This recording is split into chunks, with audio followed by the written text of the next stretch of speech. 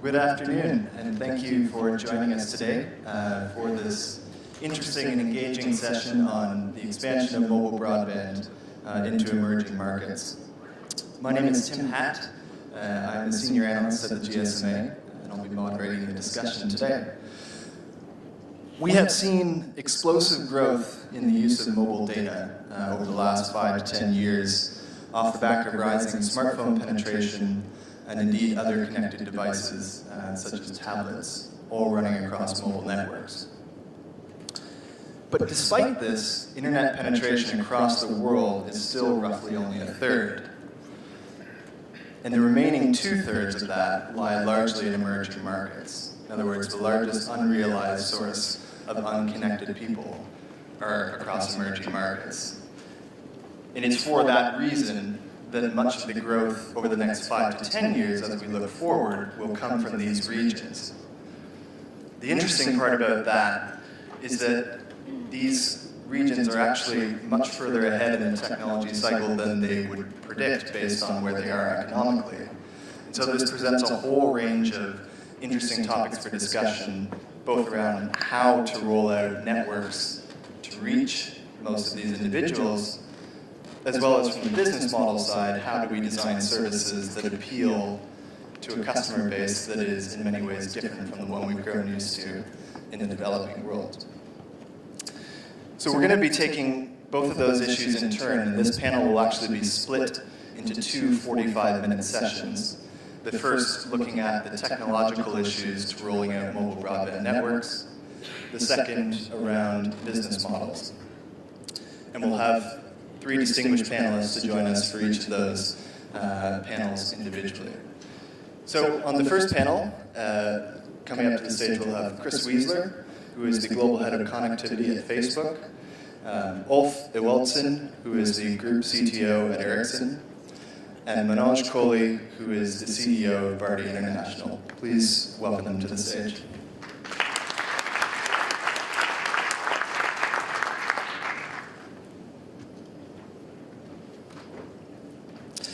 And before we get into the moderated discussion, each of the panelists will give a short presentation to outline some of their key themes as we move into this overall discussion. So Chris, I believe you're going to lead us off. Terrific. Great.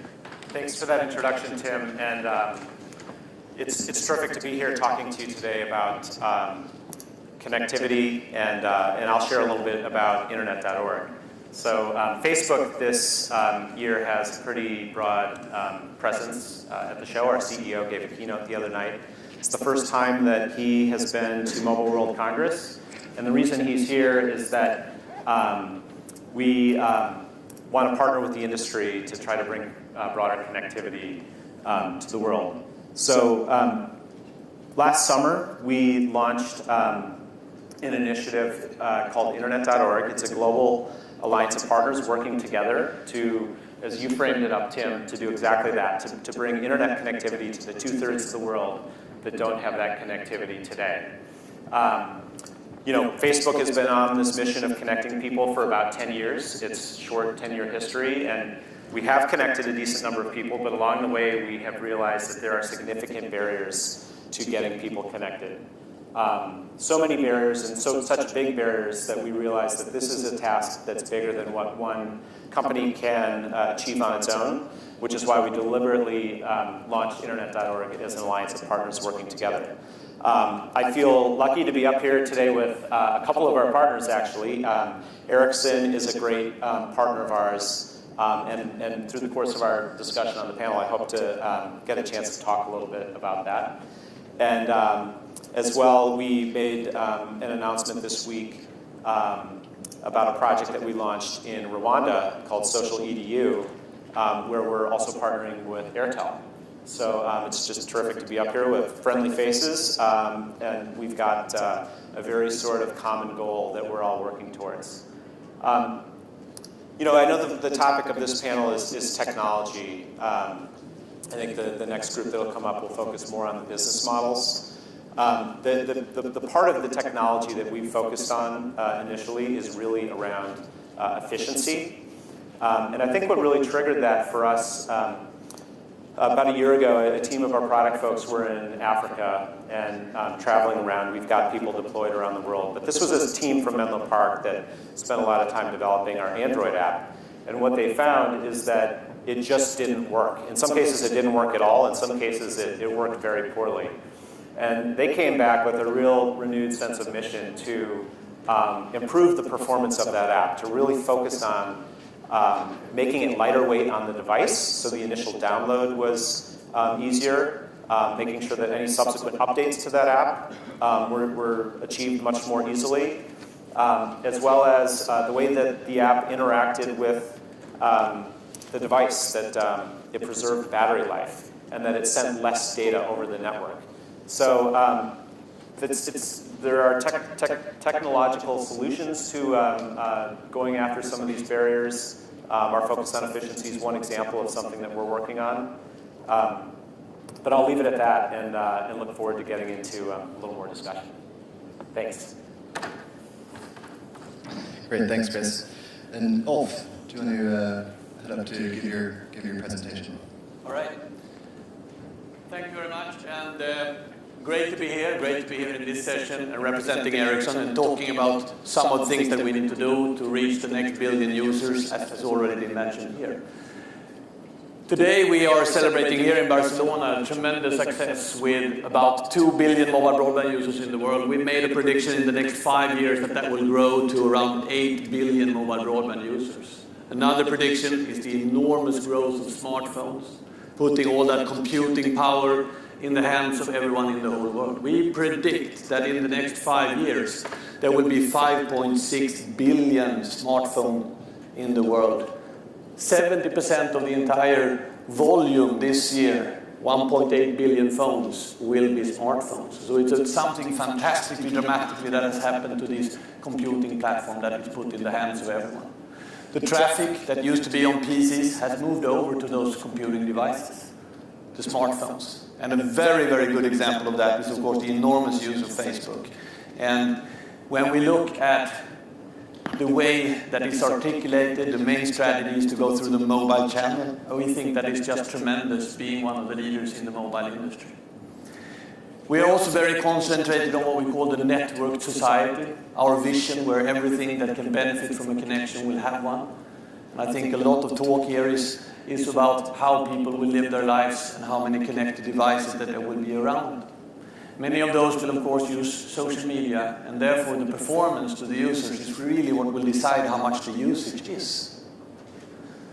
It's no doubt that this kind of technology also represents a fantastic opportunity for growth in the emerging markets. We know that 10% more mobile broadband penetration, if you increase the mobile broadband penetration by 10% from research, that leads to 1% growth in GDP. That is, of course, fantastic for many of these nations. Still, they have an enormous GDP growth, but this is how much the connectivity needs, at least. Doubling the speed on mobile broadband in these markets is leading to 0.3 percentage growth on that same GDP. So these things become significant as we are penetrating with the technology. We should also remember that today we have around 80% coverage, 85% coverage with GSM in the world. All the people, all the 7 billion people, which is very high. GSM will in the next 5 years add another 5% up to 90% penetration. At the same time, wideband CDMA, or 3G as we refer to it in the industry, we grow from 55% population coverage today to 90% as well. So it would be 3, and many of that coverage, almost all of that coverage, will be in these markets where we need to enhance the accessibility to internet. So it's extremely important. Technology is very relevant, and as was mentioned by Chris here, these projects that we have been doing has really made a very big impact. On 2G, the GSM coverage, if you remember, on that we have been able to increase the speed of the download and access to Facebook from 22 seconds down to 6 seconds, which is on 2G, it's good. On 3G, we've done the similar work to prepare for the enormous coverage of 3G, where we have halved the access time to any Facebook interaction that you do through the technical cooperation that we have had on that connectivity. So technology is very, very relevant to make this happen. And I would argue that many of these services will not be accessed, not used to the extent if the networks are not being built out and making technology relevant. At the same time, we need to take our responsibility in the industry for doing this in an environmentally friendly and good way. That's my last point, and I think it's important to remember that the whole ICT industry as such, everything, including data centers, including all those base stations out there, all the other stuff, consumes about 2% of the world's CO2 footprint, so to say. But we normally say, and we advocate that, imagine just how much that can be done in a more efficient way using this kind of technology, the 98%. How much the 98% of the CO2 footprint in the world can be reduced by building smarter and doing smarter things. For the 2%, we need to reduce power consumption of everything we do in the ICT industry. There we take our responsibility. It's very important. And for the 98%, it's important that we're building out the next billion, that we make best possible use of this to not run into environmental problems, to help people to improve their lives, and what we can do for people, and we can do for businesses and for society. Thank you very much.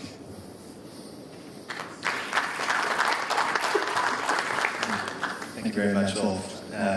Manoj, want to give us your thoughts before we get into the discussion? Okay. Welcome to this session. I think both my colleagues have given excellent presentations of how the balanced world can get online. I represent Bharti Airtel. We have 300 million customers in Asia Pacific and Africa, and we intend to grow to 500 million in the coming years. Clearly, 3.5 billion people who have access to telephony, whether it is voice or internet, I think are lucky guys. They are first-timers, they are rich guys, they are all sitting in metro cities. And the next 3.5 billion guys are not in the metro cities, they are not as rich, they are in the rural areas, they are maybe not as educated. And therefore the challenge of next 3.5 billion is much, much bigger. And therefore, as an industry, all our stakeholders, regulators, government, industry, our technology partners, our service partners, we all have to work together to get it more creative and get it more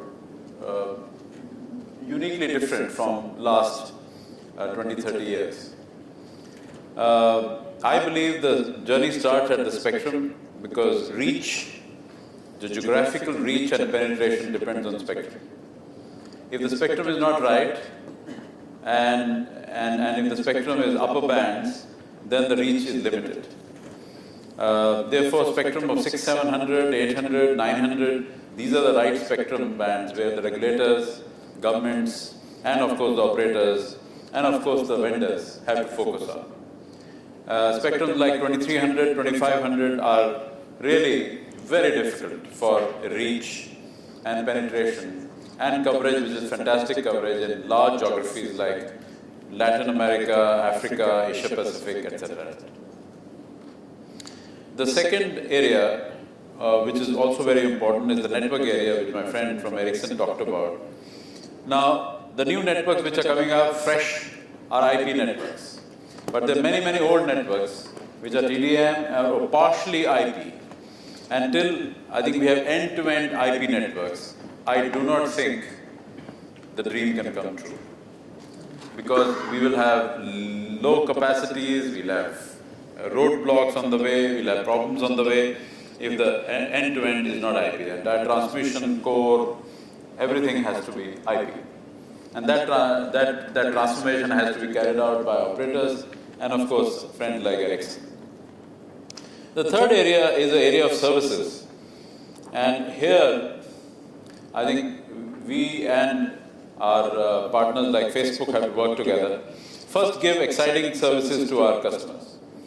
Go back to 2005 when there was no Facebook, no many other services. The usage on the networks was low. But today, when there are so many new services, social network services, other services, usage on networks is high. So that is number one. Exciting new services. We need to give that much of encouragement to all our service partners. Second, it's important that we also encourage the governments to bring all their essential services into mobile. Like, for example, if you have to make a passport, it should be on mobile. If you have to apply for passport, it should be on mobile. If you have to apply for ration card or a food card, it should be on mobile. Whatever identification should be on mobile. All the essential services of government have to move now to mobile. Only then, that wireless broadband era has a value. Another important area is that we need to go beyond internet and beyond telephony into new areas like m-commerce. For example, 80% of many countries are unbanked. And we have an example of, my friend from Kenya is here, we have an example where there is an experiment that mobile money actually has become the most biggest opportunity of banking unbanked. And I think that's one area where I think in the emerging markets of Asia, Africa and Latin America we have to work on. Last but not the least, devices. I don't think people can get online without devices.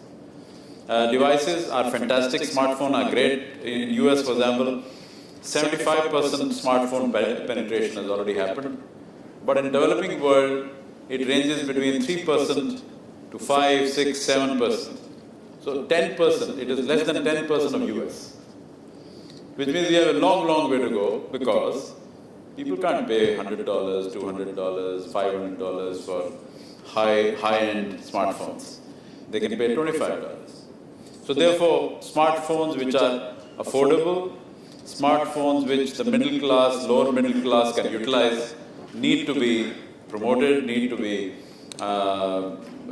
being available in the market. I'm very happy that smartphone for the basic smartphone for $25 is getting available very soon, and that actually will provide the breakthrough, which is so essential to getting the next 3.5 billion online. So these are my thoughts. I think there's a lot of collaborative action which has to take place between all of us to achieve our goal. Thank you.